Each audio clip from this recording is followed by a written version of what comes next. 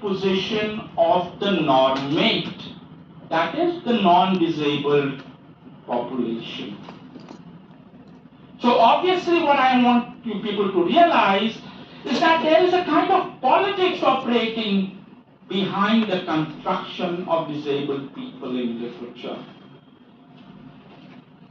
They are constructed as object of fear and even revulsion, right? Bhayanak hai. But the question is, why are they constructed in these terms? And the answer is simple. Because the non-disabled world is aware of the vulnerability of their own bodies. The precarious foundations on which their able-bodiedness rests. And to confront that reality is not easy. So they displace that sense of anxiety onto the disabled people.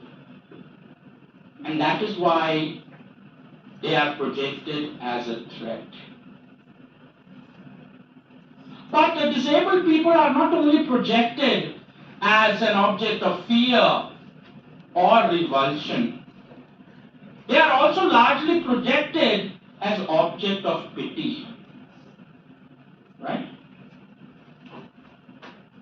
They are unable to do this. We should be charitable. Look at the way that disabled people crowd the temples or dargahs. And people who come out drop arms into their bowls. As if a good deed is done. And the non-disabled should be grateful that they are above all such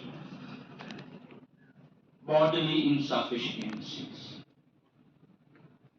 I'm not going to talk about specific representations because I'm sure that you are very clear about it and we have very limited time. But what you need to realize is that whether disabled people are created as an object of fear or objects of revulsion or objects of fear, what these literary constructions do, they create a kind of hierarchy of power between the non-disabled and the disabled. If you are the donor and you give an arm to a donee, obviously the donor will occupy a high moral ground. So the equation of power is very clearly and explicitly embedded there. Right? And when you project something as an object of fear, you tend to generally appropriate onto yourself the moral right to control and diffuse the potential threat that they present. So think about the way that in films, for example, in the Mahabharata, when Shakuni comes, the entire focus of the camera is on his legs. And you have that डरावनी आवाज पीछे से to reinforce the image of Shakuni as a sense of threat and fear. The focus is absolutely there. The construction of mantra, the focus on her hunchback, the focus on how the unsound body is a place inhabited by an unsound mind. The focus is entirely there. Think about advertisement campaigns of charity. The focus is completely on the parts of the body that render the potential of that individual limited in many senses. what I'm trying to suggest is that in literary narratives of any other cultural production, the focus of the non-disabled gaze, or the camera, if I may use that as a substitute for gaze, is largely on the disabled part of the body. As if the entire individual is just that part. And is this right? For example, if I am a blind man, am I just my eyes? Am I not something beyond my eyes? But literary representations would talk exclusively about my eyes. Right? Why?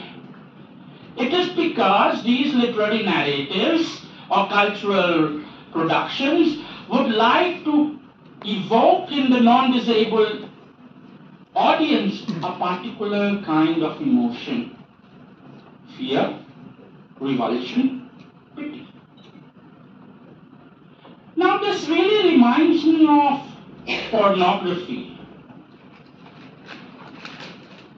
If we look at pornography in sexual terms, the focus of the narrative is exclusively on the sexual parts of a woman. And the purpose again is to evoke a particular kind of emotions in the audience or the readership. One of desire.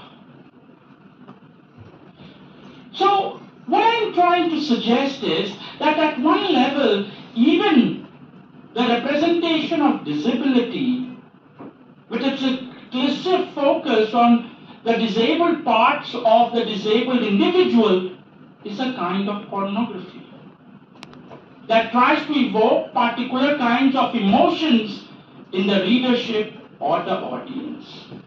And this is very troubling. The most common representation of disability is in the form of metaphor. Disability in literary narratives appear generally in the form of a metaphor. Right. As I stand in for something else. For example, in Andha, right?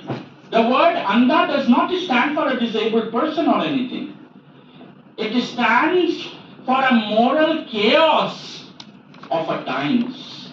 But what I want you people to realize is the pejorative connotation in which the word Andha is used. As a synonym for moral chaos, as a synonym for a society that does not know what it is doing, and most metaphorical representations of disability are necessarily in negative terms. But what is more problematic is the fact that such representations, if you pay attention, has nothing to do with the lived life processes of disabled people. Let me give you an example. Suraj Sani wrote a story in which there is no disabled character, nor is there any direct reference to disability. And yet, the story is called Apahij. Apahij is the story of Bhushan,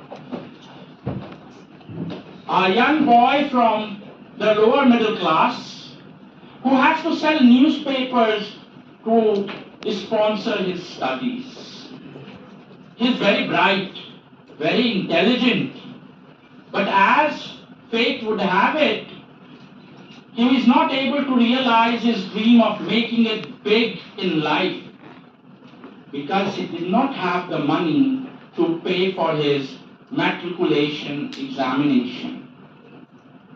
So he ends up as a waiter in a club. This is the story. But the question is, Why is it called apahiz? It's because the story seems to suggest that his lower middle class social murings and economic status rendered him disabled.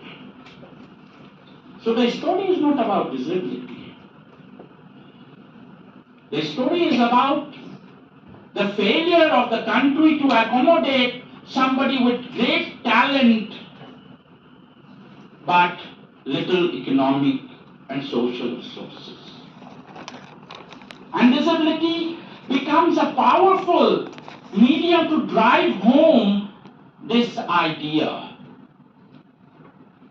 And do you see any logical connection between disability and the inability to make it big in life?